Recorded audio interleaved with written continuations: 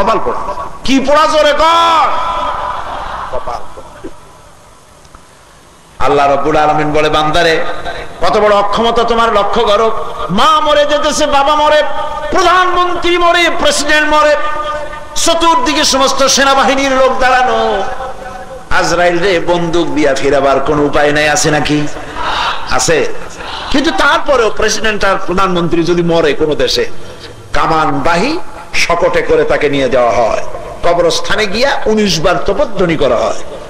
19 বার তোপধ্বনি করো, তুমি কি ফেরেশতার ভয় দেখাও?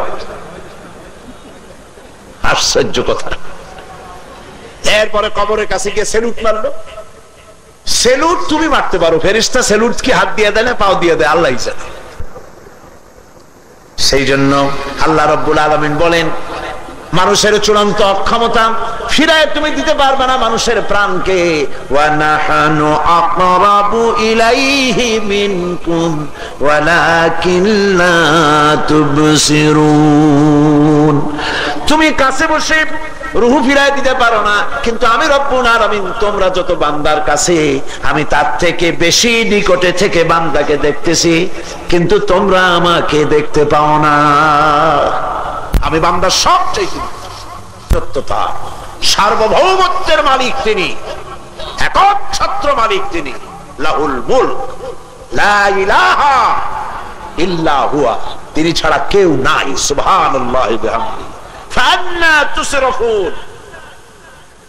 সুতরাং তোমাদেরকে কোথায় ফিরিয়ে নিয়ে যাওয়া হচ্ছে? কোথায় যাচ্ছ? ফিরে আসো আল্লাহর দিকে। কোন দিকে ফিরে আসো? আল্লাহর দিকে ফিরে আসো।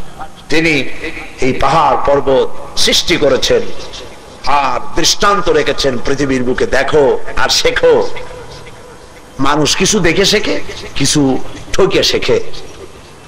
ইতিহাসের সবচেয়ে বড় শিক্ষা, যে ইতিহাস থেকে কেউ শিক্ষা গ্রহণ করে না, এটাই হলো বড় শিক্ষা। গতকাল আমি ইটালির কথা বলেছিলাম।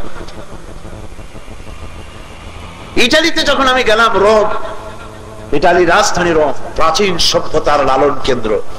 সম্রাট নিরো বাঁশি বাজাইছিল যে বিল্ডিংটা, সে বিল্ডিংটা আমার দেখানো হলো। হাজার হাজার বছরের প্রাচীন,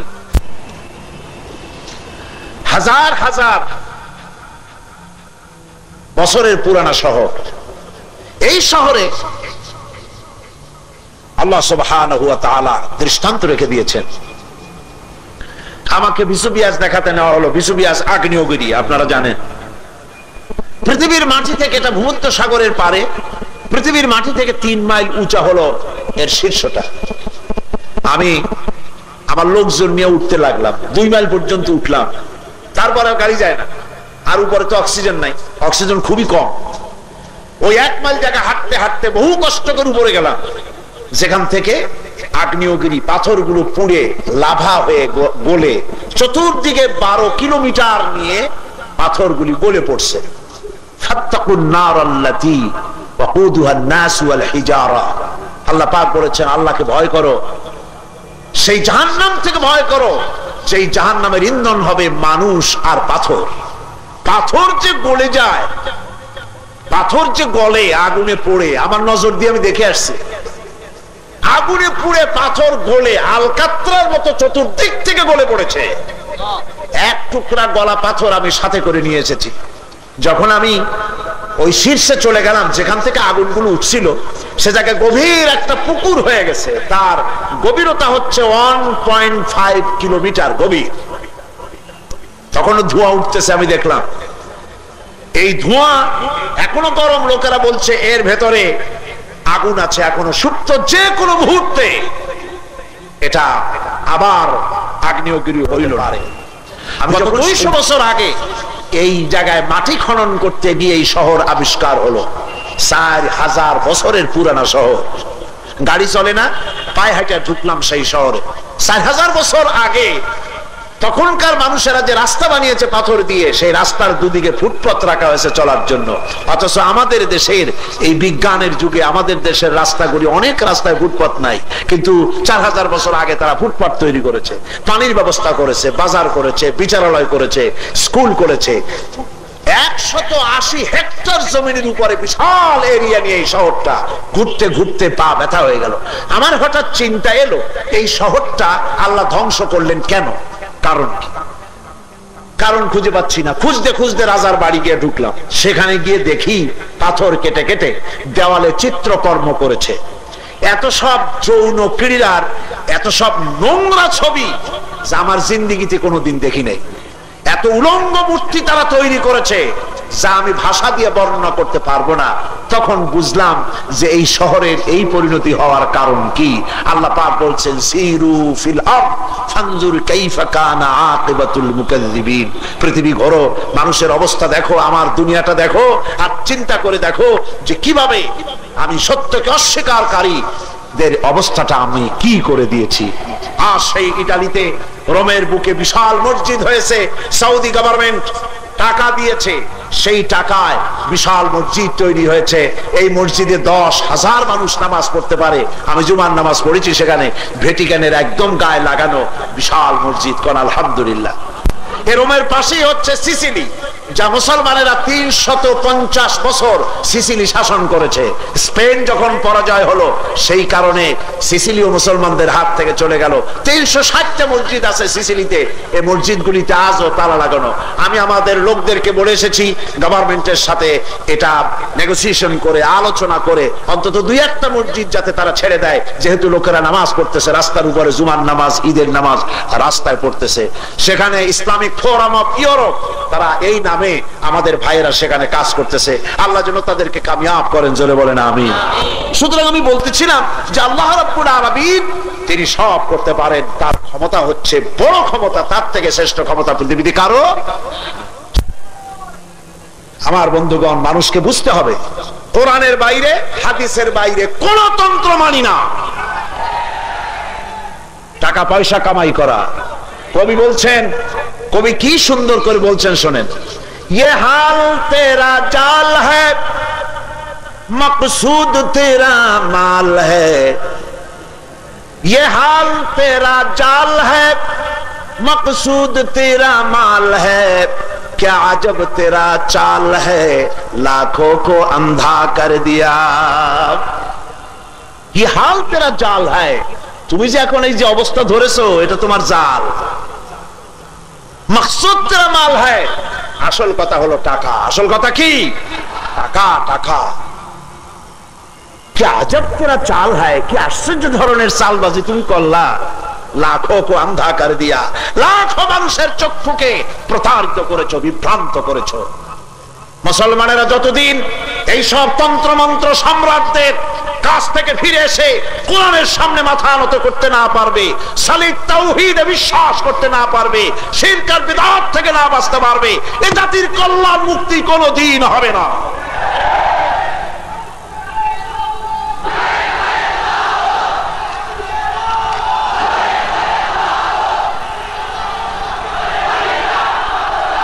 আল্লাহ পাকের রয়েছে সুন্দর নাম। সবচাইতে সুন্দর নাম কার? চিল্লায় কোন কার? সে আল্লাহকে ডাকুন, ইয়া রব, ইয়া আল্লাহ বলেন, ইয়া আল্লাহ, ইয়া রহমান, ইয়া রহিম, ইয়া হাইয়ু, ইয়া কাইয়ুম, ইয়া মুতাকাব্বির, ইয়া মুহাইমিন, ইয়া মুসাউবির, ইয়া সত্তার, ইয়া জব্বার, ইয়া কাহ্হার, জাল্লা জালালু। কি সুন্দর নাম আল্লাহর, কল সুবহানাল্লাহ। আপনার যখন যা দরকার আল্লাহকে ডাকুন। আল্লাহ বলছেন, আমারে ডাকলে আমার কাছে ফ্যাক্স পাঠানো লাগে না, ফ্যাক্স লাগে না, টেলেক্স লাগে না, টেলিফোন লাগে না, ওয়্যারলেস লাগে না, কিচ্ছু লাগে না। আসতে বললেও শুনি, জোরে বললেও শুনি, মনে মনে বললেও। তিনি কে? যালিকুমুল্লাহু রাব্বুকুম, এই হচ্ছে তোমাদের আল্লাহ। সুবহানাল্লাহ। আমার আল্লাহ রাব্বুল আলামিনের গুণাবলীর কোনো শেষ নাই। আল্লাহ পাক নিজে বলেন, ওয়ালাউ আন্নামা ফিল আরদি মিন শাজারাতিন আকলামুন ওয়াল বাহরু ইয়ামুদ্দুহু মিন বা'দিহি সাবআতুন। আল্লাহ রাব্বুল আলামিন তিনি পরিষ্কার করে বলছেন, এই পৃথিবীর সমস্ত সমুদ্রের পানিগুলি যদি কালি হয়ে যায় আর গাছগুলি যদি কলম হয়ে যায়, তাহলে সমস্ত সমুদ্র আর মহাসমুদ্রের পানি যদি কালি হয়, গাছগুলি যদি কলম হয়ে যায়, তাহলে ইয়ামুদ্দুহুম মিন বাদিহি সাবআতু আবহুরিম মা নাফিদাত কালিমাতুল্লাহ। আল্লাহর গুণাবলী সেই কালি দিয়ে যদি লেখা হয়, পৃথিবীর সমস্ত গাছ হবে কলম আর পৃথিবীর সমস্ত পানি হবে কালি। লিখতে লিখতে একবার সমস্ত সমুদ্রের পানিগুলি শেষ হয়ে যাবে, আবার সমুদ্র মহাসমুদ্র যদি কালি দিয়ে ভরে আবার যদি লেখা হয়, আল্লাহ রাব্বুল আলামিনের গুণাবলী লেখে শেষ করা যাবে না। এই হচ্ছে আমার আল্লাহ পাক। সকল কিছুর স্রষ্টা হচ্ছেন আল্লাহ। আল্লাহু খালিকু কুল্লি শাই ওয়া হুয়া আলা কুল্লি শাইইন ওয়াকিল। আল্লাহ পাক সব জিনিসের স্রষ্টা। সব কিছুর স্রষ্টা কে? আমার স্রষ্টা, আপনার স্রষ্টা। আকাশ জমিন গাছপালা তরুলতা সব তিনি সৃষ্টি করেছেন। সুতরাং তাকায় দেখো না, তার গুণাবলী দেখো, তার গুণ কি? خلق السماوات بغير عمد ترونها وألقى في الأرض رواسي أن تميد بكم وبث فيها من كل دابة। আল্লাহ পাক বলেন তিনি এই জমিনকে সৃষ্টি করেছেন, সাত আকাশকে সৃষ্টি করেছেন, কোন খুঁটি নাই, বিনা খুঁটিতে অত বড় আকাশটা আল্লাহ ঝুলায় রেখেছেন। আকাশের স্রষ্টা তিনি, জমিনের স্রষ্টা তিনি, পানিও তৈরি করেছেন, গাছপালাও। সবকে তৈরি করেছেন কোন? তো আল্লাহ। হাদা খালকুল্লাহি ফারুনি মাযা খালাকাল্লাযীনা মিন দুনিহি বালিয যালিমুনা ফি যালালিম মুবিন। হাদা খালকুল্লাহ, এ হলো সব আল্লাহর সৃষ্টি। এগুলি কার সৃষ্টি? ফারুনি মাযা খালাকাল্লাযীনা মিন দুনিহি। এখন দেখাও তো দেখি, আল্লাহ ছাড়া কে কি বানাইছে দেখাও, কোন বলেন আপনারা, কথা কন। আল্লাহ ছাড়া যাদের দরবারে যাও, যাদের দুয়ারে যাও, যাদের মাজারে গিয়ে মাথা ঠোকাও, সেই মাজারওয়ালা কি বানাইছে? সুতরাং মাজারে নয়, খবরদার মুসলমানেরা মাজারে যাবে না। মাজারে যাবে যদি যাও দোয়া করবে। কি করতে হবে? দোয়া করতে হবে। কিছু চাওয়ার জন্য যাওয়া যাবে না। কবরস্থানে যাওয়া, আমাকে ভুল বুঝবেন না, কথাটা পরিষ্কার করে দেই। সিলেটে গেছেন, শাহজালাল রহমতুল্লাহ আলাইহির কবর জিয়ারত করেন, কোনো গুনাহ নাই, সওয়াব আছে। রাসূলুল্লাহ কবর জিয়ারত নিজে করেছেন, তার মানে কবর জিয়ারত করলে নিজের মৃত্যুর কথা স্মরণ হবে। কবর জিয়ারত করতে কোনো নিষেধ নাই, নিষেধ হলো মাজারে কিছু পাইতে যাওয়া, এটাই নিষেধ। ধারণা যে ওখানে গেলেই আমার মনের বাসনা পুরো হয়ে যাবে, ছেলে চায়, মেয়ে চায়, চাকরি চায়, স্বাস্থ্য চায়, রোগ থেকে মুক্তি চায়, এই জন্যই মাজারগুলিতে মানুষ দৌড়ায়। জায়েজ নাই, হারাম হারাম। তারপরে মাজারগুলিতে চাদর দেওয়া হয়, আগরবাতি দেওয়া হয়, মোমবাতি দেওয়া হয়, হারাম। কেন করবেন এটা? কেন করবেন? এর থেকে বাঁচুন। টাকা দরকার গরিব মানুষের, আমাকে ভুল বোঝার কোনো কারণ নাই। আল্লাহর ওলিরা যেখানে শুয়ে আছে জিয়ারত করা কোনো গুনাহ নাই, কিন্তু আপনারা টাকা দিবেন কেন? আপনারা চাদর দিবেন কেন? চাদর তো জীবিত মানুষের দরকার, মরা মানুষের চাদরের দরকার আছে? কোন জোরে কোন দরকার আছে? কমলাপুর রেল স্টেশনের কাছে যান, আল্লাহর বান্দারা কত শুয়ে আছে, চাদর নাই। আহা, এই শীতে একখানা হাত মাথার তলে দিয়া, একটা সালাড চট গায়ে দিয়া কমলাপুর রেল স্টেশনে শুয়ে আছে। কথা কি আমি মিথ্যা বললাম না সত্য বলেছি? তো চাদরটা সেখানে দিলেন না কেন? চাদর কবরে গিয়ে দিচ্ছেন কেন? সেখানে টাকা দিচ্ছেন কেন? এই টাকা খাবে কে? পীর সাহেব কি বেঁচে আছেন যে পীরকে দিচ্ছেন? বলেন বেঁচে আছে? তার ছেলে মেয়েরা বেঁচে আছে? এই টাকাগুলো কারা খায়? টাকা খায় ওইখানে যারা পান্ডাগিরি করে, গুন্ডাগিরি করে, এগুলো পাহারা দেয়। দেখেন না কেরাত কম্পিটিশন হলো, কোরআন শরীফের প্রতিযোগিতা হচ্ছে, তেলাওয়াতের প্রতিযোগিতা জাতীয় ঈদগাহ ময়দানে, আর ওরা ওখানে ঢোল বাজায়। এখানে আল্লাহর কালাম আর ওখানে ঢোল বাজায়। নিষেধ করা হলো, যারা তেলাওয়াত করতেছিল তাদের গায়ে ইট পাটকেল মারা শুরু করে দিল, ওই মাজার থেকেই করেছে। ঠিক কিনা? আমি বুঝি না, বাংলাদেশের শ্রেষ্ঠ বিচারালয় সুপ্রিম কোর্ট, ঠিক কিনা? সেই সুপ্রিম কোর্টে যে মাজার, এই মাজারের সংরক্ষণের দায়িত্ব কার? গভর্নমেন্টের দায়িত্ব, গভর্নমেন্টের দায়িত্ব। সেখানে এই গুন্ডা কি করে থাকে? রাতের বেলায়, দিনের বেলায় গায়ে জট, মাথায় জট, গায়ে সালার শট, মেয়ে লোক পুরুষ লোক মাস্তা, এরা বসে মদ খায়, জিনা করে, জোরে করে নাউজুবিল্লাহ।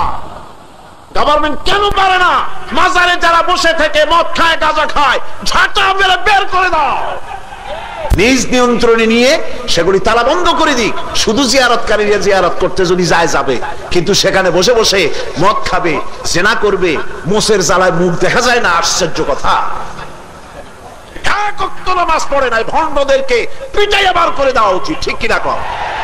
এদেরকে গাছে ঝুলাইয়া পিটানো দরকার।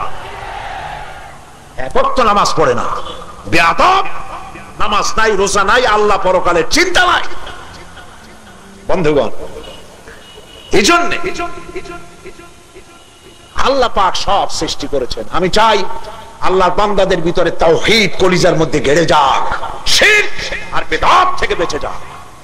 এগুলি শিরক, সলিড তাওহীদ হতে হবে। সলিড কি হতে হবে? আমি আমার আল্লাহর গোলাম, খাইরিহি ওয়া শাররিহি মিনাল্লাহি তাআলা। আমার ভালো আমার মন্দ সব কে করেন? সিল্লা এখন কে করেন? মানুষে আমার। আমি বিশ্বাস করি না, আল্লাহর কসম, আমি বিশ্বাস করি না যে কোন মানুষ ফু দিয়া আমার ভাগ্য ভালো বানাই দিতে পারে। আমি বিশ্বাস করি না কোন মানুষ বদদুয়া করে আমার এক গাছা পশমের ক্ষতি করতে পারে। আমার ভালো আমার মন্দ সব কে করেন? সুতরাং আল্লাহর দিকে রুজু হয়ে যান, মাজারের দিকে নয়। ভাইরা, আল্লাহ পাক বলছেন যে এখন তোমরা দেখাও তো। আমি তো সব দেখাইলাম, আকাশ আমার, সূর্য আমার, চন্দ্র আমার, অক্সিজেন আমার, বাতাস আমার, ফল আমার, পানি আমার, পাখি আমার, গাছ আমার, তরুলতা আমার, কীট পতঙ্গ আমার, সব আমার। এখন তোমরা যাদেরকে ডাকো, ছেলে দাও, মেয়ে দাও, এ দাও, সে দাও, ওরা কি বানাইছে দেখাও তো দেখি। কি বানাইছে? কিছু বানাতে পেরেছে? পারেন।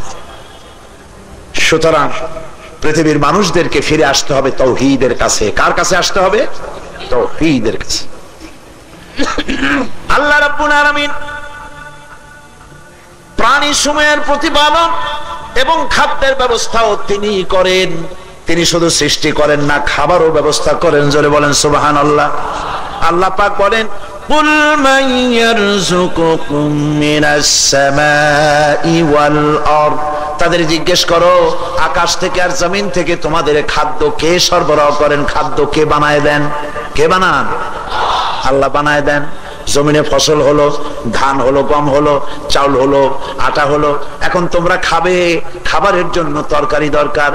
কপি, ফুলকপি, মূলা, আলু, তরকারি, কচু, কাঁচকলা, এসব কে বানাইছে? সুবহানাল্লাহ। সব তিনি বানিয়েছে। শুধু সবজি খায়া পেট ভরবে না, এজন্য নদী ভরা মাছ আমি দিয়েছি। শুধু মাছ খেলেও পেট ভরবে না, মজা লাগবে না বলে হালাল পাখি, হালাল জন্তু জানোয়ারের গোশত হালাল বানাইয়া দিছি। গোশত হলো, মাছ হলো। এখন তুমি রান্না করবে, রান্না করবা কি দিয়া? তেল দরকার। তেল দিছে কে? কন্যা কে দিল? এখন শুধু তেলে হবে না, লবণও দরকার। লবণ কে দিছে? তারপরে মশলা দরকার, তা না হলে খাইয়ে মজা হবে না। সে আল্লাহ রাব্বুল আলামিন বলছেন, রিজকের চাবিকাঠি আমার হাতে, রিজক আমি দান করি। লাহু মাকালিদুস সামাওয়াতি ওয়াল আরদি ইয়াবসুতুর রিজকা লিমান ইয়াশাউ ওয়া ইয়াকদির ইন্নাহু বিকুল্লি শাইইন আলিম। আল্লাহ পাক বলেন, আকাশ এবং জমিনের রিজকের চাবিকাঠি আমার হাতে। যাকে খুশি পর্যাপ্ত আমি রিজেক দান করি, যাকে পরিমিত রিজেক আমি দান করি। খেতে দেওয়ার মালিক আমি আল্লাহ রাব্বুল আলামিন। খেতে দেওয়ার মালিক কে? অনেক প্রাণী এমন আছে যেই প্রাণীগুলি খাবার সঞ্চয় করে না, খাবার সঞ্চয় করে না, করার কোনো ক্ষমতা নাই। আপনার আমার টাকা জমা আছে ব্যাংকে, অগ্রণী, পূবালী, ইসলামী ব্যাংকে, বিভিন্ন ব্যাংকে টাকা জমা আছে, কিন্তু আপনারা কন্ত কোন পাতিশিয়ালের ব্যাংক অ্যাকাউন্ট আছে নাকি? ব্যাংকের ম্যানেজার সাহেবকে গিয়ে বলেছে, ম্যানেজার সাহেব, এটা তো শীতকাল, 10টা মুরগি আমার নামে অ্যাকাউন্ট ওপেন করে। বৃষ্টির সময় যখন বাইরে হতে পারবো না, তখন ড্র করবো আর মজা করে খাবো। এরকম আছে? নাই। কোরআনে কারিমে রব্বুল আলামিন বলেন, অসংখ্য প্রাণী আছে যারা নিজেদের রিজেককে সঞ্চয় করে না। এরকম অসংখ্য প্রাণীকে কে খাওয়ায় আপনারা বলেন? কে খাওয়ায় বলেন? এবার দেখেন, আপনি যত বড় লোক হন, বাংলাদেশের প্রধানমন্ত্রী অথবা বাংলাদেশের প্রেসিডেন্ট অথবা বাংলাদেশের বড় ধনী, তার বাড়িতে গিয়া যদি কেউ রাতের বেলায় হাজির হয়, 20 জন মানুষ গেল কি 25 জন মানুষ গেল, যাই একজনে বলল আমরা আপনার মেহমান, আমি খরগোশ খাবো, আর একজনে বলবো আমার জন্য হরিণ পাকাতে হবে, আর একজন বললো আমি বোয়াল মাছ খাবো, আর একজনে কয় শীতল মাছ খাবো, আর একজনে কয় গরু খাবো, আর একজনে বলে ভেড়া খাবো। 25 জনে 25 রকমের খানা যদি চায়, প্রধানমন্ত্রী প্রেসিডেন্টের কান্দা ছাড়া উপায় থাকবে না, ঠিক কিনা কন? হঠাৎ করে যদি এরকম চায়, কারো বাড়িতে গিয়ে 25 রকমের খানা চায়, দিতে পারবে? যত বড় লোক হোক খাবার দিতে পারবে। এবার লক্ষ্য করুন, এই পৃথিবীতে পিঁপড়ায় যা খায় ব্যাঙে তা খায় না, হাতিতে যা খায় গন্ডারে তা খায় না, বাঘে যা খায় হরিণে তা খায় না, বানরে যা খায় শিম্পাজি তা খায় না, সাপে যা খায় তেলাপোকায় তা খায় না, আবার পুঁটি মাছে যা খায় বোয়াল মাছে তা খায় না, বোয়ালে যা খায় তিমি তা খায় না, হাঙ্গরে যা খায় কুমিরে তা খায় না, পাখিতে যা খায় এক এক পাখির এক এক খানা, এক এক পোকার এক এক খানা, এক এক প্রাণীর এক এক খানা, লক্ষ কোটি কোটি প্রাণীর নানান রকমের খানা প্রতিদিন কে সরবরাহ করে জোরে কন? সকাল বেলায় তিমির মতো অত বড় প্রচন্ড প্রাণী 6000 টন পর্যন্ত ওজন হতে পারে এক একটা তিমির। এত বড় প্রাণী খালি পেট নিয়ে বেরিয়ে গেল সকাল বেলায়, বাচ্চা নিয়ে, বউ নিয়ে, স্বামী নিয়ে তিমি বেরিয়ে গেল, হাঙ্গর গেল, কুমির গেল, শ্যামু গেল, ডলফিন গেল, শিল মাছ গেল, পানির অসংখ্য প্রাণী ক্ষুধা ভরা পেট নিয়ে সকালবেলা বের হলো। আর সকাল বেলায় জঙ্গলের ভিতর থেকে বানর বেরোলো, সাপ বেরোলো, বাঘ বেরোলো, সিংহ বেরোলো, ভল্লুক বেরোলো, উল্লুক বেরোলো, আবার পাখিরা বেরিয়ে গেল, সাপেরা বেরিয়ে গেল, পোকারা বেরিয়ে গেল, সব খালি পেটে। আল্লাহ পাক বলেন সন্ধ্যা বেলায় সমস্ত প্রাণীর পেট ভরে দিয়ে যার যার বাসায় আমি পৌঁছাইয়া দেই। কি হলে দেবে? কোরআন বলতেছে ওয়ালাউ আন্না আহলাল কুরা আমানু ওয়াত্তাকাউ লাফাতাহনা আলাইহিম বারাকাতিম মিনাস সামাই ওয়াল আরদ। আল্লাহ পাক বলেন দেশের লোকেরা, জমিনের লোকেরা যদি দুইটা কাজ করে, আমাকে যদি, আমার উপরে যদি ঈমান আনে আর আমাকে ভয় করার নীতি যদি অবলম্বন করে চলে, তাহলে ওই দেশের মানুষের জন্য আকাশ আর জমিনের সব বরকতের দরজা আমি আল্লাহ খুলে দেব। আল্লাহ পাকের উপর বিশ্বাস হবে। আল্লাহ কোথায় আছে? আল্লাহ কোথায়? সব জায়গায় মানে কি? আল্লাহ প্রথমে এই বিশ্বাস, এই আকীদা মজবুত করতে হবে। আল্লাহ সব জায়গায় মানে কি? আল্লাহর জ্ঞান সব জায়গায় আছে, কিন্তু আল্লাহ পাক আছেন কোথায়? আলাল আরশি ইস্তাওয়া, তিনি আছেন আরশের উপরে। কোথায় আছেন? সব জায়গায় আছে। এই কথা যদি হয়, তাহলে তো মানুষের একান্ত প্রয়োজনে, প্রাকৃতিক ডাকে যে সব জায়গায় মানুষকে যেতে হয়, সেখানে তো আল্লাহর থাকা লাগে। নাউজুবিল্লাহ, আল্লাহ সব জায়গায় নাই। অর্থাৎ আল্লাহ জ্ঞান আছে সব জায়গায়, আল্লাহর ইলমে আছে সব জায়গায়। আল্লাহ সব জানেন কে কোথায় আছে, এমনকি শুকনা দানা মাটির ভিতরে কোথায় আছে, ভিজা দানা কোথায় আছে, পোকামাকড় কোথায় আছে, সব কে জানে? আল্লাহ জানে। কিন্তু তিনি থাকেন কোথায়? তিনি থাকেন আরশের উপরে। কোথায় থাকে? চিল্লা এখন আলাল আরশি ইস্তাওয়া, তিনি আরশে আজিমে আছেন, বিশ্বাস করতে হবে। তিনি দেখেন, তিনি শোনেন, তিনি সামি, তিনি বাসীর, তিনি সব দেখেন এবং শোনেন। আমরাও দেখি, আমরাও শুনি, কিন্তু আমাদের দেখা আল্লাহর দেখা, আমাদের শোনা আল্লাহর শোনা এক জিনিস না। একরকম দেখাশোনা না। আমরা দেখি, কিরকম দেখি? এইখান থেকে দেওয়াল পর্যন্ত দেখি, দেওয়ালের বাইরে কি আমরা কেউ দেখি না, ঠিক কিনা? এমনকি আমার পেছনে কারা বসে আছে আমি দেখি না, আপনার পিছনে কে আছে আপনি দেখেন না। আল্লাহ কি এরকমের অসুবিধা হয়? উনি বাংলাদেশকে দেখতে চান, কিন্তু এত মেঘ হয়ে গেছে, মেঘের কারণে তিনি দেখতে পাচ্ছেন। এরকম হয় নাকি? নাউযুবিল্লাহি মিন যালিক। কোন জিনিস তার চক্ষুর সামনে অন্তরায় হতে পারে না। শোনার ব্যাপারেও কোন জিনিস অন্তরায় হতে পারে না। তিনি সব দেখেন, সব শোনেন। শুধু কি তাই? আল্লাহ রাব্বুল আলামিন বলেন ওয়ায়ালামু মা ফিল বাররি ওয়াল বাহর وما تسقط من ورقة إلا يعلمها। এই পৃথিবীর বুকে সমুদ্রের মধ্যে কি হয় আল্লাহ জানেন, সমুদ্রের উপরে কি হয় তাও তিনি জানেন। এমনকি এই পৃথিবীর কোন একটি গাছের পাতা যদি পড়ে যায়, তাহলে কোন গাছের কোন পাতাটি পড়েছে আল্লাহ রাব্বুল আলামিনের ইলমে তার খবর হয়ে যায়। তিনি হচ্ছেন আমাদের আল্লাহ। তিনি কে? আমাদের আল্লাহ। ওই আল্লাহ পাক সবকিছু জানেন, সবকিছু তিনি শোনেন, সব তিনি দেখতে পান। এভাবেই, এটাই হচ্ছে তার গুণ, এটাই হচ্ছে তার গুণাবলী। সেভাবেই তাকে বিশ্বাস করতে হবে। কাজে আল্লাহকে ফাঁকি দেওয়ার কোনো উপায় নাই। আল্লাহর ফাঁকি দেওয়ার উপায় আছে? কোনো উপায় নাই। তিনি সব দেখতে পাচ্ছেন, শুনতে পাচ্ছেন। আল্লাহকে ছেড়ে এরা কোন দিকে যাচ্ছে? আল্লাহ রাব্বুল আলামিন তিনি বলছেন, তোমরা নিজেদের কোনো উপকার করতে পারো না। উপকারের মালিক আল্লাহ রাব্বুল আলামিন। তোমরা মানুষকে উপকারও করতে পারো না, ক্ষতিও করতে পারো না, মানুষকে মারতেও পারো না, জিন্দাও করতে পারো না। মারার মালিক তিনি, জিন্দা করার মালিক তিনি। সমস্ত ক্ষমতা আল্লাহ রাব্বুল আলামিনের হাতের মুঠায়। তিনি ফকিরকে আমির বানান, আমিরকে ফকির বানান, রাতকে দিন বানান, সাগরকে নগর বানান, নগরকে সাগর বানান। সবকিছু ক্ষমতা আল্লাহ রাব্বুল আলামিনের। রাতকে দিন বানায় দেন। যালিকুমুল্লাহু রাব্বুকুম লাহুল মুলক। এই হচ্ছেন আমাদের রব। সমস্ত সাম্রাজ্যের মালিক তিনি, একচ্ছত্র অধিপতি হচ্ছেন তিনি। ওয়াল্লাযীনা তাদউনা মিন দুনিহি মা ইয়ামলিকুনা মিন কিতমির।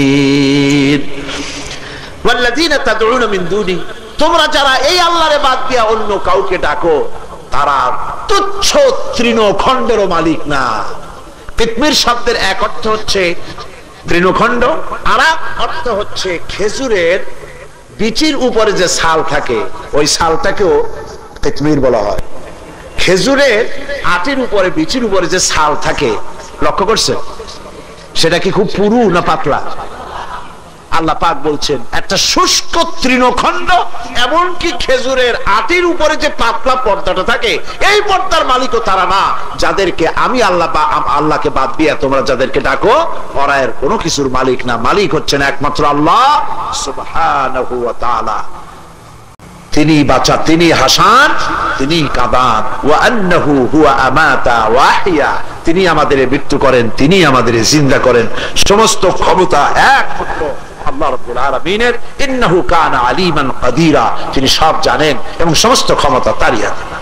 মূসা আলাইহিস সালাম এর উপরে আল্লাহ রাব্বুল আলামিন যখন ওহী নাযিল করলেন, সেই ওহী দিয়ে প্রথম ওহীতেই আল্লাহ পাক বললেন, ইন্নানি আনাল্লাহ লা ইলাহা ইল্লা আনা ফা'বুদনি ওয়া আকিমিস সালাতা লিযিকরি। নিশ্চয়ই আমি আল্লাহ, আমি ছাড়া কোনো ইলাহ নাই।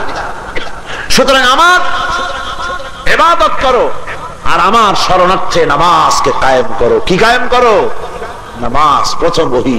এই নামাজও আমাদের মধ্যে অনেকের নাই। মুসলমান, বহুত মুসলমান আছে যারা নামাজ পড়ে না। আছে না এমন? আবার বলে কি, হুজুর আসলে আমি মানুষটা ভালো, মানুষটা আমি খারাপ না, দান সাদকা করি, আমি খুব ভালো ভালো কাম করি, ব্রিজ বানাই, কালভার্ট বানাই, মানুষের চোখ অন্ধ হলে ভালো বানাই দিই, উপকার করি, শুধুমাত্র আমি নামাজ পড়ি না। তাতে কি আমার ঈমান নষ্ট হয়েছে নাকি? আমি বলি ভাই, ঈমানই তো নাই, নষ্ট হবে কি? ঈমান তো থাকা লাগবে। লা দীনা লিমান লা সালাতা লাহু, যার কাছে নামাজ নাই তার কাছে দ্বীন নাই, ঈমান নাই, কিচ্ছু নাই। আছে কিছু? আছে কিছু? কিচ্ছু নাই। মান তারাকা সালাতান মুতাআম্মিদান ফাকাদ কাফারা, যে ব্যক্তি ইচ্ছে করে নামাজ ছেড়ে দিল কাফের হয়ে গেল। নাউযু বিল্লাহ। অর্থাৎ যে ব্যক্তি ইচ্ছে করে নামাজ ছাড়ে, মুসলমান বলে দাবি করার কোন হক তার নাই। নামাজ পড়তে কিয়ামতের দিন আল্লাহ তার বান্দাকে প্রথম প্রশ্ন এটা করবেন না যে তুমি কি দিয়ে ভাত খাইছিলা, কি করছিলা দুনিয়ায়। সর্বপ্রথম প্রশ্ন নামাজ পড়েছিলে কিনা। প্রথম প্রশ্ন কি? নামাজ। এই পৃথিবী থেকে যত নবীরা বিদায় হয়েছেন, সমস্ত নবীরা মৃত্যুর সময় বলেছেন নামাজ নামাজ। আমার রাসূল ইন্তেকালের সময় বলেছেন আসসালাত আসসালাত ওয়া মা মালাকাত আইমানুকুম, নামাজ নামাজ, আমার উম্মতেরা নামাজ ছেড়ে দিও না। যে ব্যক্তি ইচ্ছে করে নামাজ ছাড়ে, আল্লাহর সাথে রাসূলের সাথে তার সমস্ত সম্পর্ক ছিন্ন হয়ে যায়। নাউযুবিল্লাহ। যে ব্যক্তি নামাজ পড়লো না, তার দাম নাই, তার ঈমান নাই, তার মুসলমান বলে দাবি করার কোনো হক নাই। কিয়ামতে জাহান্নামে যেতে হবে। কোথায় যেতে হবে? যারা বলেন কোথায় যেতে হবে? সুতরাং এই নামাজ এত গুরুত্বপূর্ণ নামাজ, আমরা কি কোরআনের মাহফিলে এই ওয়াদাটা করতে পারি? মাঝখানে কথাটা এসে গেল বলে এই ওয়াদা কি করতে পারি যে আমাদের মাথার কাছে মালাকুল মউত যতদিন না আসবে ততদিন পর্যন্ত নামাজ আমরা ছেড়ে দেব না, 5 ওয়াক্ত নামাজ সঠিকভাবে আদায় করতে পারবো, এই ওয়াদা করতে পারি? তুই হাত উঁচু করে দেখা, বলেন ইয়া আল্লাহ তোমার নামে কসম করছি মৃত্যু পর্যন্ত শরীয়তের ওজর ছাড়া ফরজ নামাজ, ফরজ রোজা আর ছেড়ে দেব না। ইয়া আল্লাহ কোরআনের মাহফিলে তোমার নামে আমার এই শপথ মৃত্যু পর্যন্ত আমাকে পালন করার তৌফিক দাও, আমিন ইয়া রাব্বাল আলামিন। আল্লাহ পাক কবুল করুন।